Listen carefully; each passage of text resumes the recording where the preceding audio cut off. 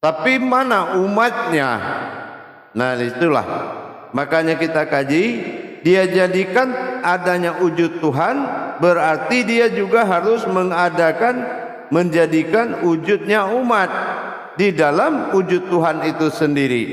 Maka dikatakan Asmaul Husna. Jadi dalam hal ini perlu kita ketahui, menyimak kepada surat Al-Hijr ayat 29, wa iza sawaituhu wa nahtalitu fihu mirruhi. Nah ingat, faqa'u lahu sajidin. Disinilah Allah menyempurnakan zat yang awal dia jadikan ini dengan meniupkan ruh dalam rangka menyempurnakan. Apa yang dia sempurnakan? Terjadinya umat di dalam kodrat Tuhan itu sendiri yang kita kaji selama ini. Mana diri dalam diri. Nah inilah yang kita kaji selama ini.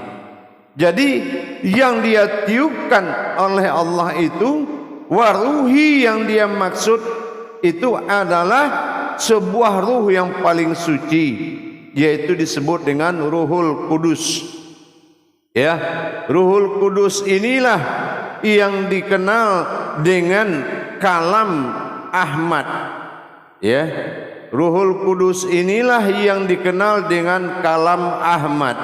Nah, Ahmad inilah yang disebut asal usul daripada Ruhul Kudus yang diberi nama Ruh Idofi. Nah, Ruh Idofi inilah asal usulnya yang berasal dari Ruh Kudus tadi. Idofi, bukan doifa, tapi idofi. Idofi itu adalah sifat keumatan yang sifatnya adalah diri batin atau dikatakan panggilan diri Ahmad. Diri Ahmad adalah diri batinnya, zahirnya Muhammad, diri batinnya adalah Ahmad yang berasal dari Ruh Idofi yang ditiupkan berupa Ruhul Kudus, yaitu ruh yang sangat suci. Para jemaah yang dirahmati Allah, maka jelas terbentuklah penyempurnaan yang dimaksud oleh Allah di Al-Hijr 29 tadi.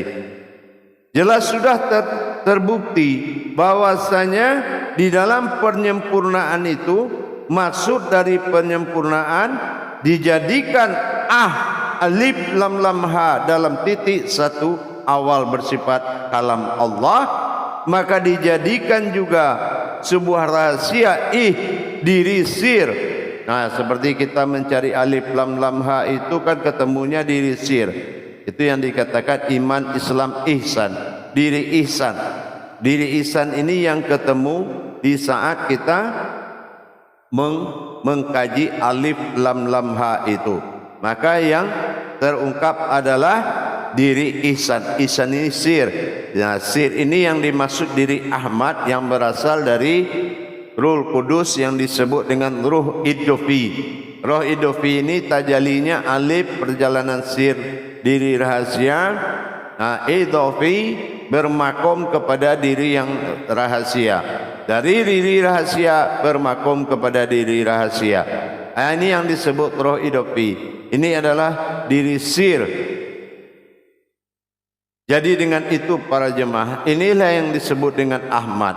Ahmad ini adalah diri batinnya Muhammad, ya, diri batinnya Muhammad. Jadi kalau Muhammad mengadakan ibadah, itu yang dipuji adalah diri Ahmad. Makanya dikatakan Ahmad ini dipuji, ya, karena perbuatan Muhammad yang dipuji adalah diri Ahmad. Nah, gitu, ya. Sama dengan kita. Kalau zahir kita sembahyang, yang dinilai rohani. Gitu, yang dipuji rohani. Nah, sama dengan perbuatan kodrat Muhammad memuji, dan yang dipuji adalah Ahmad. Itu yang dipuji oleh Wahid Tunggal Ba'dal Allah. Jadi para jemaah yang dirahmati Allah, insya Allah dengan kita memulai memahami dari titik satu itu ada yang dimunculkan yang sifatnya waliul wujud tadi adalah adanya sebuah maujud yang dijadikan di dalam wujud.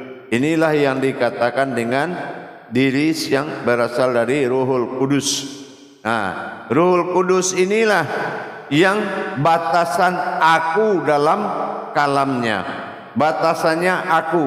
Jadi kalau ada penyebutan aku dari Allah, itu dari Ruhul Kudus tadi yang disebut idofi. Idofi inilah yang bertajalli menjadi menjalankan tugas keumatan Allah.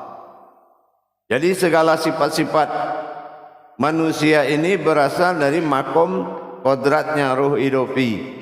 Nah, ruh idofi ini memimpin 9 ruh di dalam diri. Nah, inilah yang akan berkembang dalam kajian nanti.